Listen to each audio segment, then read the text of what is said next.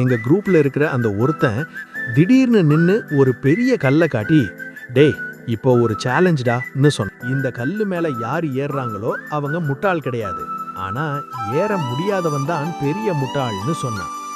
அவ்வளவுதான். அந்த வார்த்தை கேட்டதும் எல்லாருக்கும் ஈகோ வேலை பண்ண ஆரம்பிச்சிருச்சு. சரிடா, சேலஞ்ச் அக்செப்ட்னு சொல்லிட்டு எல்லாரும் அந்த கல்லு பக்கம் போனோம். எங்க குரூப்ல இருந்த ஒருத்தன், சரிடா இப்போ நான் ஏறி காட்டுறேன்னு ஃபுல் கான்ஃபிடன்ஸ்ல ஏற ஆரம்பிச்சான். சரியான இடத்துல காலை வச்சு பேலன்ஸ் பண்ணி சில செகண்ட்லயே அவன் மேல ஏறி உட்கார்ந்துட்டான். ஏய், நான் மேல வந்துட்டேன்டா, இப்போ யார் முட்டாள்? அதுக்கப்புறம் சேலஞ்ச் போட்ட அந்த பெஸ்டியும் ஏற முயற்சி பண்ணான். டேய், இது வழுக்குற பாறடா, என்னால ஏற முடியலன்னு சொல்லிட்டு அப்படியே நின்னுட்டான். எவ்வளவு முயற்சி பண்ணாலும் அவனால மேல போக முடியல. கடைசில கீழேயே இறங்கிட்டான். என்னடா நீ பெருசா சேலஞ்ச் போட்ட, இப்போ நீ தான் முட்டாள்னு சிரிப்பா அடக்கிக்கிட்டு கேட்டோம். நான் சொன்னதை கேட்டு இந்த கல்லு மேல ஏறி உட்கார்ந்தவன் தான் உண்மையிலேயே பெரிய முட்டாள்னு சேலஞ்ச திருப்பி போட்டான். நாங்க எல்லாரும் ஒரு செகண்ட் சைலண்ட். அப்புறம் ஒரே சிரிப்பு.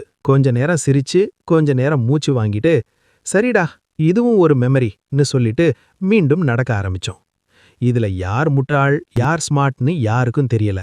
ஆனா அந்த நிமிஷம் முழுக்க சிரிப்பு, காமெடி, ஹைப் மட்டும்தான். பாதை கஷ்டமானதா இருந்தாலும் இந்த மாதிரி ட்விஸ்டுகளும் நண்பர்களோட கலாட்டாவும் தான் இந்த ட்ரைல ஒரு மறக்க முடியாத அட்வென்ச்சரா மாத்துச்சு. ஏன்னா இந்த மாதிரி ஒரு குரூப் கூட இருந்தா சேலஞ்சில் ஜெயிச்சோமா இல்லையா அது முக்கியம் இல்ல, கேம் நிச்சயமா தொடர்ந்துகிட்டே தான் இருக்கும்.